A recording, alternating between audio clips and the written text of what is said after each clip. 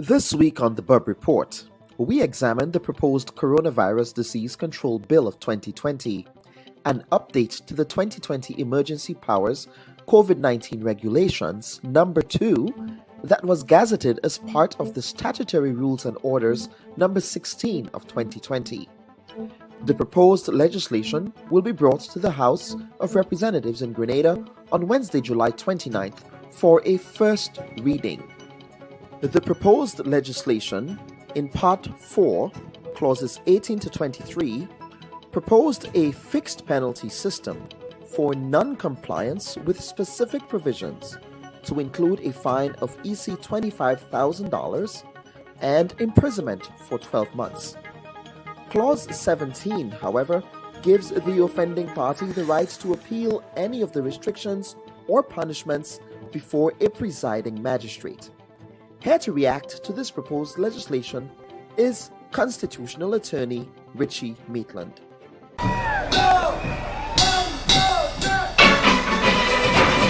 The second part of the program will pay tribute to a son of Grenville Street in the town of St. George and a Grenadian cultural ambassador, David Peck Edwards.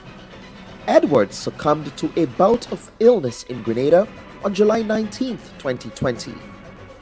Before becoming an iconic steel pan arranger, band leader, and prolific musician, Edwards served as a journalist at Radio Free Grenada during the era of the Grenada Revolution, sang calypso in the late 80s. Listen to the lyrics of Mr. David Peck Edwards. So how could you ask us to stop worrying when some big boy smiling because it's their pocket they full in? Such things could lead to corruption or even cause this country's destruction if we don't show concern for what is really going on. And rose to serve as a senior cultural officer in the Division of Culture.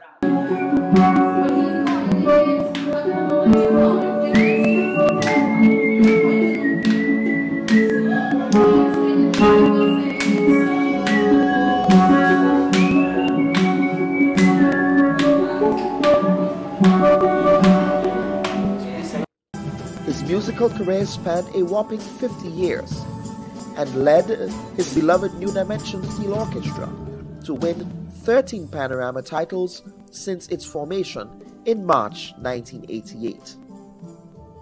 To say that his untimely departure is an earth-shattering loss to the steel pan movement in Grenada is an understatement, especially given the sustained struggles that pan has had and still continue to endure in an ever-changing and ever-evolving Grenadian cultural landscape. Here to pay tributes to Peck are Michael Blaze Robertson of the Suzuki Pan Wizards, Cordell Byam of the New Dimension Steel Orchestra, Cecil Noel of the Comanchero Steel Orchestra, and His Excellency Derek James, a former pan player affiliated with the now defunct City Newtones Steel Orchestra, based in Williamson Road in the town of St. George. It's Sunday, July 26, 2020, and welcome to another edition of the Bub Report.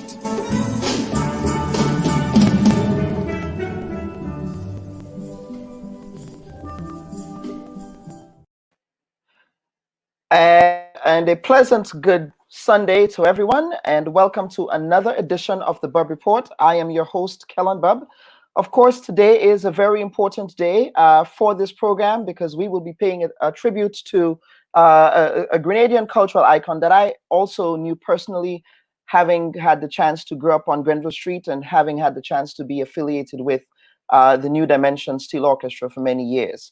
A lot of communities in Grenada that are considered marginal communities and communities that tend to get a bad rap, like River Road and Four Roads and Montu and all of those places, they have a lot of steel bands that do a lot of great work in their communities. And so we would spend the second part of our program paying tribute to the late, great David Peck Edwards. But let me take this opportunity to first and foremost segue into what we will be discussing in our first segment. And in our first segment, we will be addressing a proposed legislation that will be piloted in the Grenada Parliament for first reading in the House of Representatives this coming Wednesday. And here to discuss this legislation is constitutional attorney Richie Maitland. Richie, let me thank you for joining us this morning, especially on such short notice. Yeah, that's fine. That's fine. Okay. I'm happy to contribute to this quite important topic that has been generating a lot of commentary. Absolutely. Richie, now I would get to my line of questioning. Sure. Now, the bill that we are discussing here this morning it's an update to the Emergency Powers Act of 2020 that was enacted as part of the coronavirus public health regulations in Grenada. And so this new piece of legislation titled Corona Disease Control Bill 2020, it's a bill that contains 5 parts, 27 clauses, and 2 schedules. Now, I want you to react, Richie, at first glance. What are some of your concerns with respect to after reading this bill, and what should the citizenry be concerned about, especially around their civil liberties? All right, no problem. So just to go back to what you said, to frame the issue, in some sense, it is an update to the emergency regulations, but in some sense, it isn't. It's its own distinctly proposed bill, and that distinction is important because we must understand, for instance, that under emergency regulations, the Constitution only allows the government to interfere with 2 very specific rights: the right to liberty and the right to freedom from discrimination. So the government really is not constitutionally allowed to pass emergency regulations pursuant to the emergency section of the Constitution, which affects other rights such as movement, such as property, such as privacy. So this bill is its own act which proposes to affect a number of different constitutional rights. So while it is that the government can in fact pass legislation which interferes with the citizenry's constitutionally listed rights, the Constitution itself places restrictions on how the government may interfere with those rights. So for instance, some of my concerns is just the broad sweeping provisions which give the government leeway to interfere with, among other things, one's freedom of communication, one's communication, which may impinge on one's right to freedom of expression. What is that section of the bill, please, if you may? Freedom of communication. Could you specify? Right. No, I wish I could. I had actually downloaded certain sections here, but I'm having difficulty opening it. So pardon me, but just because of the sort of short notice, I've and that's okay. But according to my typical standard. But there is a portion in the bill which provides the government with the ability, for instance, to take control of communications, among other things, which is very broadly and vaguely worded. It gives the government the power to essentially place persons under mandatory quarantine of sorts, which is an interference with one's right to liberty. And it gives the government the broad power to interfere with or take property without sort of outlining exactly any restrictions on that. So those are some of my concerns. Now, it is to be noted that the Constitution does allow our government to, in fact, restrict or interfere with our constitutional rights. But broadly speaking, there are also restrictions on the government as to how they may do so. So what the law broadly says is that these rights may be interfered with if they are reasonably justifiable in a democratic society, quote unquote. So what the courts have interpreted that to mean is that the law which proposes to interfere with one's rights must be first for a proper purpose. So in this instance, it would be for the purpose of preserving public health, which is a legitimate purpose, and the bill expressly makes it clear that that's the purpose. So that aspect is satisfied. It says that the provisions must rationally connect to that purpose. And one can argue in some instances, for instance, placing people under mandatory quarantine or interfering with one's right to freedom of movement, or rationally connected. But my concern is the third limb, which is that the provisions which propose to curtail one's rights must not go further than is absolutely necessary to achieve the particular purpose. So I'm not sure whether some of the provisions in that bill will actually pass that muster, especially because, in my view, the bill, generally speaking, lacks important judicial oversight. So in other words, as concerns the power proposed under the bill of the police to enter a place without a warrant or to quarantine persons, in some instances, countries do in fact have laws which allow that, but it still requires the police or the government to go get a warrant from a judge, from a magistrate, presenting medical evidence and other evidence. So that allows a certain amount of oversight to ensure that the executive arm of the government doesn't have absolutely way to just abuse its powers that it takes onto itself under these provisions. But you're saying that it will not, it does not have judicial muster, if you will, right? That it wouldn't stand up in a court of law. Is that what you're saying? No, if an attorney was, let's say, bring a constitutional challenge to this legislation, if and when it becomes law, because at this point you can't really do anything, given the 14-1 configuration of the parliament. The government controls both the upper and lower houses of parliament. Right. So one might not be able to prevent it from being passed into law, but once it is passed into law, any person who the government takes any action or proposes to take any action against pursuant to any of its provisions has a direct right to approach the High Court to say that this bill or this aspect of the bill violates my rights and I am challenging it constitutionally. So let me just explain what that means. Our government is supposed to be split into, well, what they say are three arms of government. In the context of the Commonwealth Caribbean, that's not quite true. What we more have is a separation between the judiciary, so the judges on the one hand, and on the other hand, the executive, being cabinet, and the legislature, because many times it is often the case that persons are both MPs and members of cabinet.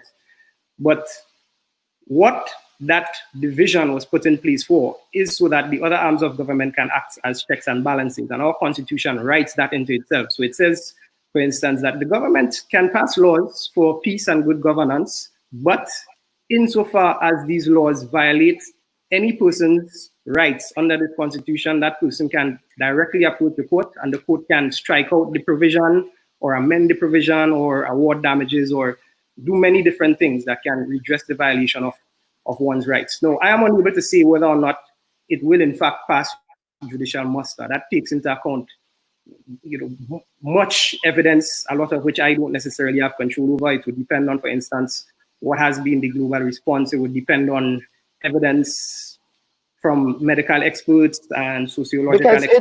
Because it essentially is a public health. It is couched within a public health terms. Right. So my reading of the bill, again, I'm not an attorney, but my reading of the bill it seems to imply that there is a narrow carve out for that particular public health condition that we're currently living under. Right. So yes, I accept and do believe that the provisions of the bill seek to preserve and protect public health insofar as they are a response to our current COVID-19 pandemic. My concern is whether or not some of the provisions go too far in their pursuit of protecting or preserving public health. And that is the aspect that I think it's a genuine question for the courts. My own view, just having not done all of the necessary reading that would allow me to have a confirmed view in that sense, but my preliminary view is that I don't see a court allowing some of those provisions to stand, especially without the benefit of judicial oversight. So, for instance, if the provisions allowing the imposition of mandatory quarantine and restricting persons required, let's say, going to a court and convincing a judge or a magistrate to issue a warrant for a specified time, and then the government would have to go back after the expiration of that time to have it renewed, then it might. But as it is, just given that many of the important provisions which impact on rights sort of lack oversight, I think it might be easy for a court to say that these, insofar as they might be towards the purpose of protecting public health, go too far, and therefore they would amend them to include what the judges would see as adequate restrictions. All right, Richie, I really appreciate you for coming on this morning and giving us some more serendipity and clarity from where you sit as an attorney. We will be watching this space here on the Bub Report. Just for information purposes, the bill is expected to be piloted by the leader of government's business in the parliament on Wednesday. The leader of government's business is the Honorable Gregory Bowen. Now, as I understand it, Parliament can actually make amendments to bills. And I'm saying this as a caveat to say that in spite of the fact that a bill may go to Parliament, it doesn't necessarily pass on that very sitting, on that very first day that it goes. It doesn't, because there's a three-step process, which is where the public outcry has become important. So I'm quite happy to see people using social media and other media platforms to say, we're not really comfortable with this, and being very vocal about it. So that is where the power of the citizenry becomes important, because even though, for instance, our current government enjoys the entire 15%, 15 seats, for instance, in the lower house, it still has to go to the upper house, which contains opposition senators, and it still has to ultimately be approved. Yeah, but Richie, they also have control of the upper house. Let's not be naive about that. The government controls both chambers of parliament.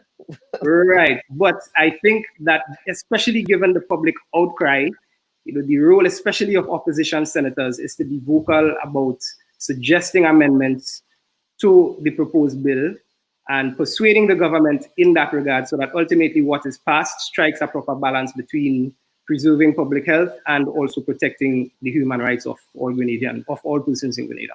Okay, Richie, thank you so much. Now, I want to publicly invite you back next week because next week we'll be having a broader discussion with respect to Emergency Powers Act, especially whenever public health crises occur, because I think there is a lot of issues there that we need to flesh out, which we do not have time this Sunday. Yeah, so next week, I'm hoping 15 minutes is certainly not sufficient time. It's absolutely not sufficient time for us to deal with this. But next week we'll be having a broader discussion. I also invited Grenada's Attorney General, who actually indicated that he will give me a commitment to coming on. I trust that he will follow up. Right. I'm also hoping to invite the leader of the opposition and civil society for us to have a full-throated and very substantive discussion on this issue.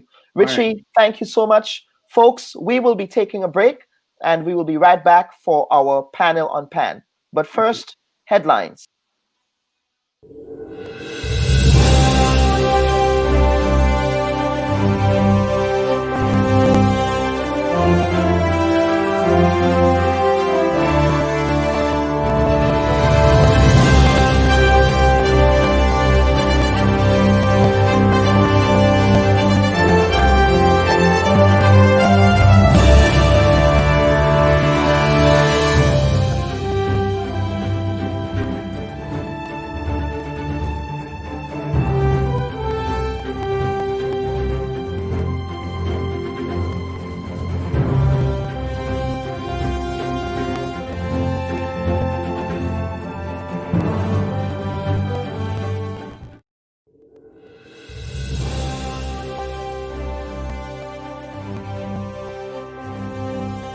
I would just encourage any young person to have a dream and just follow your dream. Be passionate about your dream. One of my greatest achievements is actually taking New Dimension to the finals of the World Steel Band Music Festival. No other steel band in Grenada has been able to achieve that feat, and I think that's one of the hallmarks of achievement thus far. Because to think that you could take a group from a small island like Grenada and go in an international competition, and qualify for the finals and place fourth and place fifth, on the two occasions. It really speaks to the quality.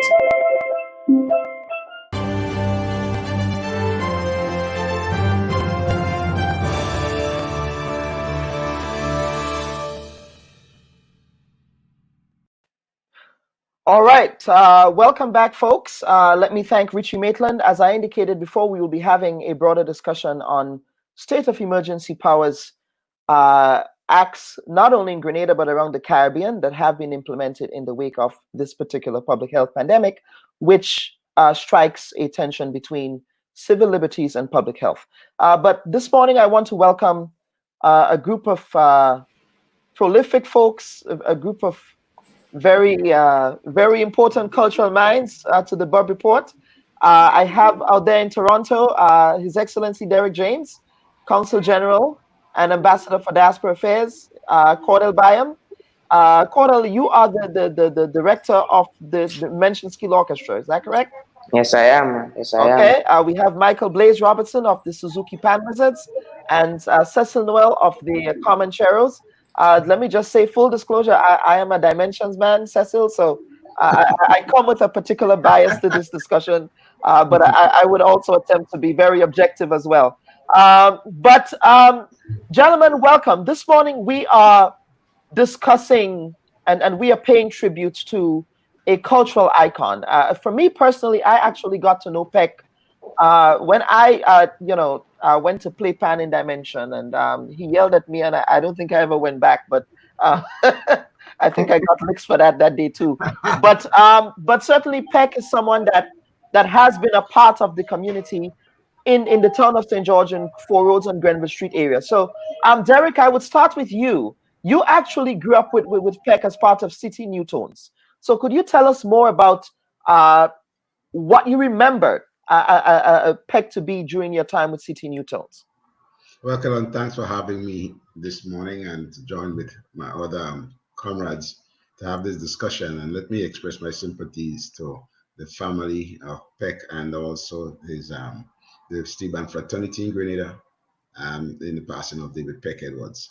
Well, David Peck Edwards actually started to get himself involved in City New Tones in 1971. And he started off as a drummer. In fact, Tiloti Hood, the late Tiloti Hood used to call him drummer. That was his name for Peck. And so Peck, not long after being involved as a drummer, he started playing the instrument. And one of the first instruments he started to play was the tenor pan. And moving from City New Tones, then we move on to Tempe. It was City Symphony. And at City Symphonies, that is where Peck started to get his break in arranging some music. In fact, when Tiloti was not arranging some music, Peck would do it. In fact, Tiloti mostly used to arrange panorama songs, and Peck started arranging the songs for the road. Mm-hmm. So that we could play on the road. And then he started following like what Angel Harps used to do, those non-calypso music that he started arranging. And Peck was the one who was really involved in all those songs that we used to play that was non-calypso, and he was playing every instrument at that time to with the band. Mm-hmm. And he moved from there and he continued being with City Symphony. And in fact, he in first year he arranged and won a panorama with back when he went back to the New Tones. He won panorama. He was playing with City Symphony, but leaving practice and going and arrange for New Tones. Mm-hmm. And it was in 1976 he won his first panorama with New Tones. And in fact, the result came down to both himself and Tiloti. And Tiloti being the arranger and the senior, everybody expected Tiloti to win that panorama. So when it came down now, the judge's decision came down and they said it was the two bands, New Tones and City Symphony. If the guys in River Road had Tiloti up in the air to celebrate. And when the result came, they just dropped Tiloti because Peck won his first panorama. And it was like a shocker because Tiloti always just challenged Peck going there because he didn't trust that Peck would be arranging for a band and playing, because he feel in the middle of the us playing Panorama, Peck probably would buzz the band, so you don't want Peck to play for to arrange. But Peck drummed for us and in Panorama. So Peck actually drummed for us at City Symphony in Panorama and arranged for Newtone in that Panorama. And that was the first time he actually arranged for a band, and the first time he played with two bands in that time. But you have to understand that Peck Pan was Peck life. There's nothing else that you could think about anybody as so dedicated to Pan. And remember that Peck used to travel from town, say the city, to Grenville to arrange for Rainbow City. And I also understand, I wonder how you could be That was with Squares, right? Squares. Yes, yeah. Rainbow City All Stars. Yeah. So he was deeply involved, and he started, as I said to you, and I don't know if Peck started playing Pan because his grandfather, Sweet Papa, used to make these little instruments to sell to the tourists. Those tin cans, right? Yes. Yeah. And Peck started using milk cans and so on, practicing to play drums on those milk cans in Williamson Road. So it really started there for him. Yeah.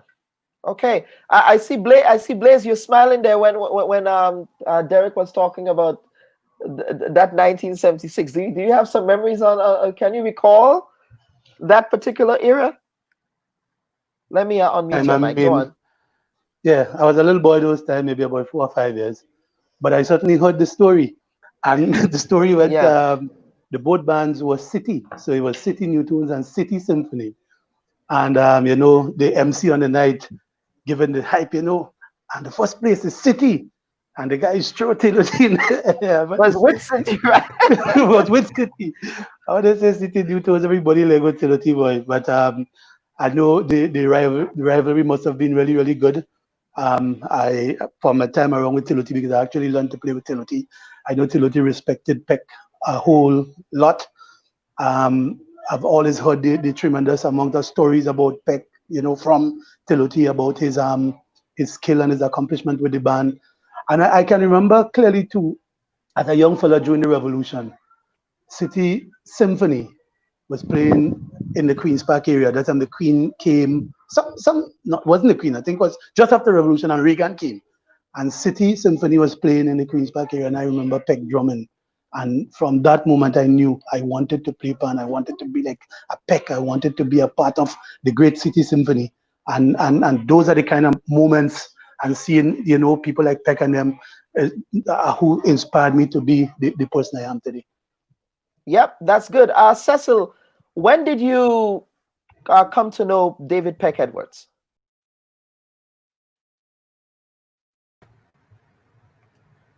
Well, first of all, let me say good morning to all the listeners and viewers, Kelon, and thanks for the opportunity to be on this program. When I came to know David Peck Edwards, that was in the early 70s, 72 as a matter of fact, at GBSS, both of us being at GBSS. And I tell you what. So you guys were friends, you guys were friends before you became rivals. Okay. Yeah. As a matter of fact, I always sit and remember back then in GBSS during break time, the conversation will always be Pan. So myself and my colleague from Comancheros, Dolly Robinson, we'll be there and we'll be talking Pan. And we have people like Peck and Bogman. Oh gosh, boy, that Bogman was something else. But I tell you what, we had some serious discussions on Pan. And then we had people, some other guys that would come through now and then, but most time we were the people there. And I tell you, the discussions used to be very upbeat, sometimes heated. As a matter of fact, I remember that's Comancheros, when we won the National Music Festival 75, 76. You could imagine the kind of ruptures that took place in that schoolyard. When on break we were talking. But as I say, that's where I got to know Peck from GBSS, and that relationship, that friendship, that brotherly love existed right up to his untimely passing. And let me just take the opportunity as early as now to express deepest condolences to the entire family, friends, and the whole, Pan fraternity in Grenada, because Peck loss is a serious loss. When I say a serious loss, if we were to check the contribution that he would have made, and that he did in fact made to Grenada, it's tremendous. And if you were to put a value to that, it's another discussion. But really and truly, I tell you what, it's one of the person I'm happy to have had that kind of friendship with, and may his soul rest in peace. Yep. So Cordell, you I actually know you. I've known you for many years. Growing up in town, you actually essentially, trained, at the feet of Peck, right? Before becoming the person that you are today as the director of music for the band. What are some of your fondest memories with Peck? Being First a of all, part of Dimension. let me just say good morning to everyone and my condolences to the Pan fraternity. Staying in the back of the panels, it was with when it comes to Mr. Edwards, it just brings tears to my eyes because when it comes to his music, it meant a lot to me. The way he with his motivic developments and everything he does with the music, it just it's just amazing. And I remembered in 2011, Dimension came 5th that year, and I spoke to him and I was asking him, Mr. Edwards, what are we going to do for next year? And he said, well, we just have to keep practicing. And we were filled with pride, so we couldn't take that 5th position, right? So we practiced. Actually, we practiced for that whole year. And after that, 2012, 2013, and 2014, we actually won the Panorama, right? So we actually gave them 3 in a row, right? And Mr. Edwards has done like a lot when it comes to steel pan. I think that he's the pillar when it comes to steel pan in Grenada, right? Not only for Dimension, he did a lot for Dimension. He gave Dimension like 11 victories, right? But not only for Dimension, pan on a whole, right? He used to create avenues for Angel Harps, Pan Wizards, and all these other bands. So it just brings tears to my eyes when I, think about it. Yeah, someone is Michelle Serrano McLeish saying, I remember Cordell standing on a drink case to play that tenor. So proud of that young man. Yes, remember those days? Yes. I remember those days as well. Yes. Well, yep. I think that was in started maybe in 1998. Yeah, I couldn't play the whole Panorama song, but in between I used to be playing. Yeah. I mean, the pan was actually bigger than you, if you think about it. If I look back on it now. Yes. Another comment says, Kizzy Thomas says, Cordell has learned well from Peck. He now teaches my girls for SJC and does an excellent job. So we have some very good comments coming in here. Now, folks, I want to segue into another discussion here with respect to Peck's legacy. And what happens now, given the current situation with Pan in Grenada? I mean, I find it interesting, and I'm going to begin with you, Blaze, because you are someone, and I'll get to Cecil to answer that too. You find that. So you find that there's always a constant stream of new Pan players. What I like is that you have a lot of young Pan players who are coming in. But that is juxtaposed against the constant struggles that Pan men have to confront. I mean, and especially now that Peck has passed, I mean, how do we ensure that the visibility of Pan continues to stay alive? Yeah, that part of it is a real struggle, when I say, in terms of the powers that be and everybody who's supposed to play the part in making sure that Pan continues. But Peck legacy is solid. Peck legacy would continue to be solid. You know why? Because all these young arrangers, they are like direct products of Peck. They were product of his policies. Like I remember when Peck was one of the guys who would say, let's develop our own. Let's develop our own young arrangers so that we don't have to look to Trinidad. If you go to St. Vincent, St. Lucia, Antigua, and so while they may have panorama, they may have good panoramas. The arrangers are Trinidadians. It was something Peck stood against. Let's make sure we develop our own. So much so that every steel band in Grenada have about 3 or 4 young arrangers. Peck's policy. The whole pan in school and the young people, and we have so many young people playing pan. And it is again Peck vision and Peck policy to make sure that bands can sustain themselves through development of young people. So you notice that bands, one of the 2 things I would like to see to make sure that Peck legacy continues. Like I say, his legacy is already safe with people like Cordell and Blaze and all these people who can do the job. Maybe not as good as him, but getting there, right? In terms of, I just lose my thought for a moment. But the panorama, the national panorama, I would fight to make sure that that national panorama is named David Peck Edwards National Panorama. And also the Pan in School program. We have to make sure that whatever Pan in School program the government has, that they name that program after David Peck so that his name would live on for years and years and years and years. I mean, Peck's whole life was to make sure that Pan in Grenada can grow and that we can become better, that we can become more recognized. Every success that Pan is enjoying today. When I got in the Pan movement, the first prize for Panorama, people like us maybe can go back, was $12,000. Through a lot of personal sacrifices. They call Peck all kind of name, greedy, all kind of thing. Peck has fought for subvention for steel band, for increased prices, for bands to be able to travel to things like the World Steel Band Festival and everything. And those sacrifices, like I tell you, I sat in meeting, I had Peck people call him Peck greedy and all kind of names.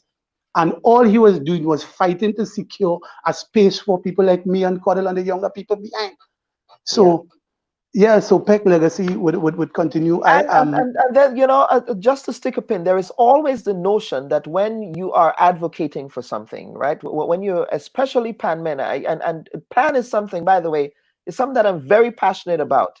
I don't usually do a lot of Facebook Lives, but I remember when the Panorama was canceled about 3 years ago in Grenada, I went live because I paid for a pay-per-view to see Pan, to back Dimension. Right. And Panorama was canceled, and that pissed me off, right? And to hear you say that people were upset that Peck was actually advocating more for Pan, it's quite surprising that people would do that, given the cultural currency of Pan in our community. Yeah. And another thing Peck understood, he understood the social impact of Pan.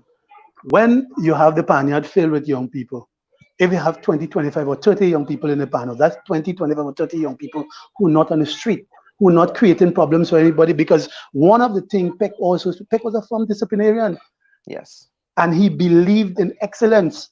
Like the motto of his steel band was in pursuit of excellence. And to me, that was almost a motto in Peck life, because everything he did, he strived for excellence. He always made sure that he was the best in everything he did.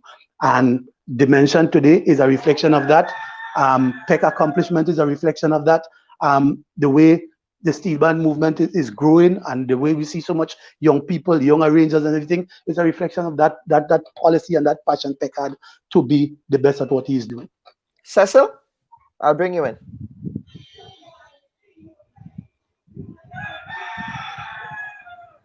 Go on. Okay. Well, okay. Listen, my friend Dave, he would have left, and yes, I hardly ever call him Peck, by the way. Sometimes I just refer to him, but from still school days, I refer to him as Dave. And Dave has really left a serious legacy, and I know Blaze made mention of it, and I can tell you from great insight, a lot of the times Peck and I, we sat down and we would discuss and strategize on different things. The whole question of training people would have been things that we would have discussed. And I tell you what, his legacy is one that will definitely live on for a long time.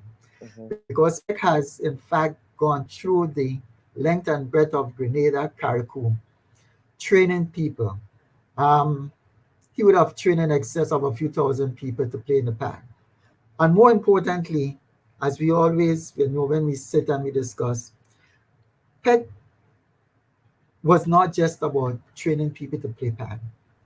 There was always the bigger picture for him. I know the whole question of the social impact was made, and earlier on I said if you put a value to his contribution, it's enormous. Having trained all these thousands of people, as Blaise said, having them off the street, having them think positively, doing positive things.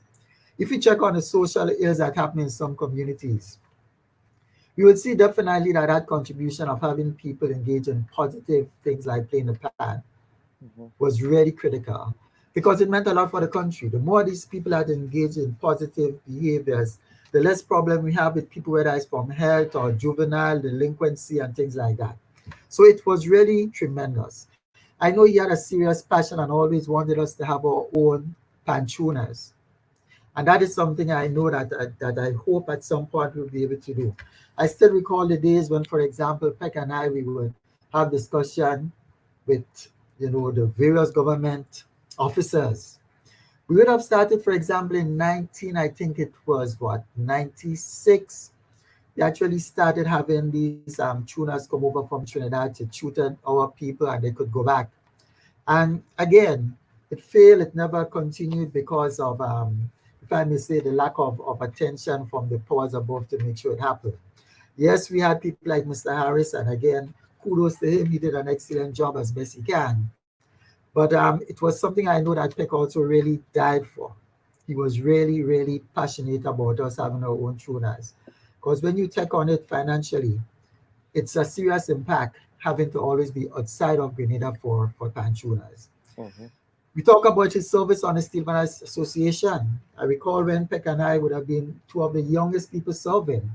Back then, we have the likes of Evan Bullen, and we had people like Anthony and fellas like Squares been around at some point, Joan Pivot. And we would have been there, we would have come through the ranks. And I know even question of Coleman. I remember Peck and I being in a meeting in Jacqueline Kreft's office years ago when we were having these discussions, trying to make sure we have better pan all in, around the tuning. And we set up and have this arrangement whereby we were going to work along with Cuba and we will get Coleman factory from Cuba. And all these things were not just out of the head. These were discussions that took place. I mean, I was present and we really should have been further advanced. But so government changes and permanent secretary changes and a lot of things change around. Even recently, when we would make a visit to Cuba, again, that was Comancheros. Peck came along with us. Mr. Harris was there with us. And we engaged again the Cuban authority and try to get this going. Now I'm saying all of this, not so much that, it's really about how much he tried to make sure that we really had things going for our panis, for our country. I still recall even meeting with the then culture minister, the name slipped me now, Juiceberry, an ex-pan man. And William Juiceberry. Yes, and we had a discussion, I think it was 1997. We had discussions with him when there were ideas of building the stadium. And we felt this was the opportune time to make sure that there is a place where pan men could go and really have the craft properly perform and come to Panorama, or if you have the National Festival or whatever it is. So Peck was always there trying to make sure that the best is done for pan, the very best. Prize monies. I remember the boycott in 1996. And yes, Peck and I, we got some serious blows for that. Because when I'm saying Peck and I, but it then kind of belonged to the members of his band, the members of Comancheros. And there were people from other band who really blazed us that we would boycott Panorama because at that time, some of the things that were discussed with government they weren't forthcoming with it. And we decided we have to take a stand. We boycotted Panorama and we had a pan show on the Carnage, which we call Pan for the People. And I still recall some of the names that people called us back then. Of course, Peck being one of the more passionate person, he received his full quota. But I tell you what, and I'm smiling at this, I remember the following year when Panorama came, one of the band and some of the people that really were down on us the year when we boycott, they won. And I tell you what, they won a handsome prize money. Why? Because of what was fought for by Peck and some of the other folks. So, you know, he has always been there, that person who always made the extra effort to go the extra mile to really try to assist. And, you know, it's, I think one of the biggest contribution Peck could have made, although I mentioned it before, is the training of the young people. And I would say it was not just about training them to play pan. I mean, when Peck and I sit and talk, sometimes he will tell me that parents calling him to tell him, here, such and such is not doing his home. And it sounds like only you they're listening to, so you need to talk to him. The truth is that I think for a lot of us as pan leader, we have similar experiences. But this is how much he was seen, not in the pan house also, not just as a pan tutor, but as a father, as a motivator, you know, a counselor. And this is just how much he had played in terms of his tenure here on this earth. He would have done a fantastic job. He really did played it well.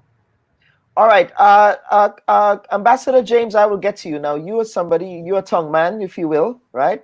The Williamson Road, River Road, Grenville Street.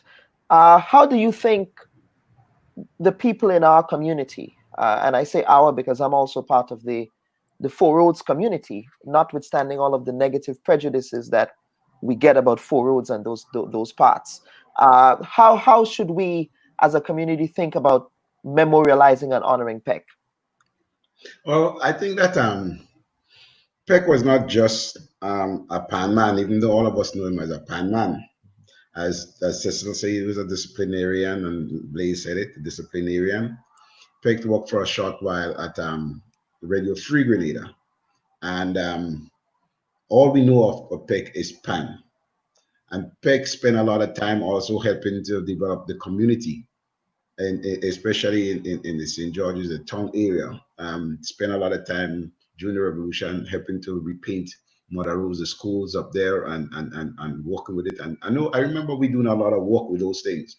And also remember Peck was one of the first person who composed songs for himself for his band. I remember the days when I used to go by his grandmother and he was in the bathrooms whistling and trying to compose songs and so on about for Panorama. So the community, not just the Pan fraternity, benefited from Peck's life, but also the community in Williamson Road in the area played basketball, played football with Hornbed and so on. So I think as a collective, we have to look and see how best we can really honor Peck. And I want to say publicly that I really do appreciate the efforts of the Grenada Stephen Association when they honored him a couple months ago in Spice Basket.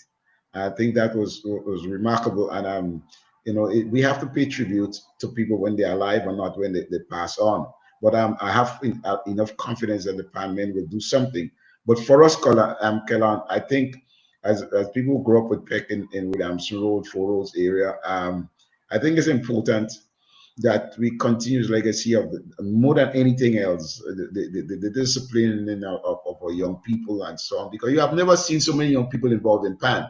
And it will be important for all the parents who have children in that in this PAN movement to be part of that whole movement of doing something.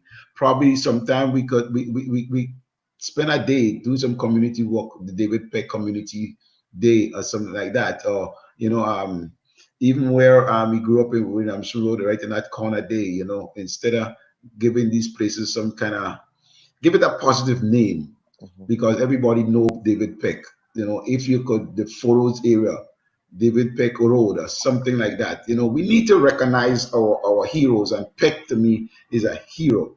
And he gave his life, entire life, I would say, to development of young people, development of PAN, the disciplining of young people. I remember, Cecilia, you probably will remember that, because Peck and I used to journey to the Stephen Association meetings and in the museum. I remember when we had to fight to get PAN to be respected on the road, because when you hear the PAN to be on the road, these DJs was to be jamming and playing the music loud, and we had to fight for it. And eventually, DJs had to stop when the bands show up, and they had to stop to allow the PAN music to play.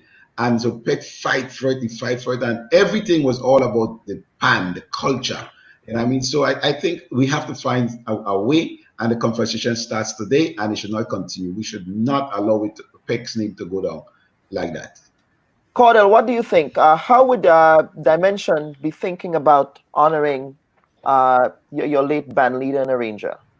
Well, I spoke to Swallow a couple days ago, and we were thinking about painting over the whole front of the panels and actually putting his picture at the front of the panels, right? But one thing I have to say, Mr. Edwards really wanted people to appreciate Pan, right? And wanted to bring Pan on a different level when it comes to Grenada, right? So I would like for all the leaders, right, to come together, right, and actually start to teach the Pan players how to read music and everything like that. Help us grow, because we are not just Pan players. We are actually musicians, right? And those are the steps we have to take in order to develop or to grow. Understand? So I think he will really appreciate that. Blaze, I think Cordell has struck a nerve there. That is a real important thing. I agree with Cordell 100%.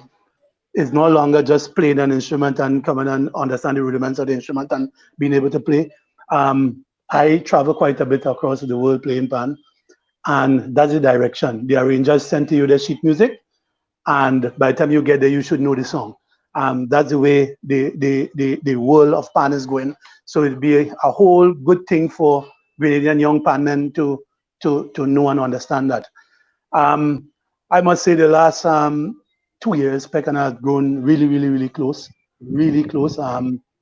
because he's been with us for the last 2 years, and it's really difficult. The quality of conversations we've had. Like, I've been with him in New Dimension from 91 to 95, but I was a pretty young man and didn't understand life then. But within the last 2 years, we've had a lot of good conversations, and it's just a really difficult period. And I want to take this opportunity to express my condolences to his wife and the rest of his family and all of the Pan people in Grenada. This is just a tremendous loss to all of us. And yeah, thank you, Kellon, for creating this opportunity so that we can, relive a bit of the memory and the good times that we had with Peck. Yeah, I really appreciate that as well. Yeah. Absolutely. All right, on that note, gentlemen, we will take a break and we will come right back to wrap up. Thank you so much. Stand by.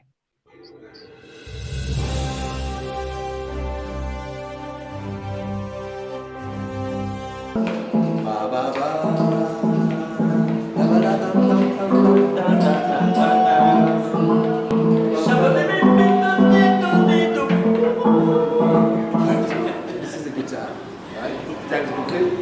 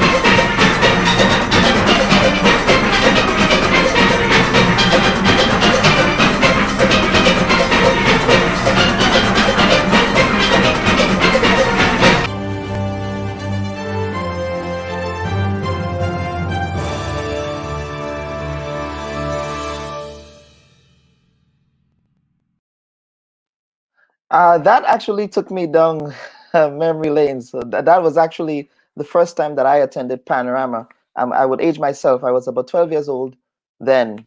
But I remember that year, Dimension One, that Panorama. And that was Cordell. Do you remember that? Do you remember that song? Of course, I remember, but I wasn't playing that year. But I remember clearly. Yeah. yeah. All right. So Cecil, Cordell, I would actually start with you. Final thoughts. Final thoughts moving forward. Well, moving forward, when it comes to Dimension, I'm doing my best in order, like I said, teaching the people to read music and everything like that, learn to understand the pan a bit more in terms of approach notes and everything like that. And I have assistance when it comes to that by Paul Mendez and Jeremy Otley. So these guys are supporting me 100% when it comes to that. So we're actually moving to the top. And I would like that all the other bands to follow through as well. That's good. All right. Ambassador James. Well, let me say that Peck is not just a pan man to me, but a dear friend.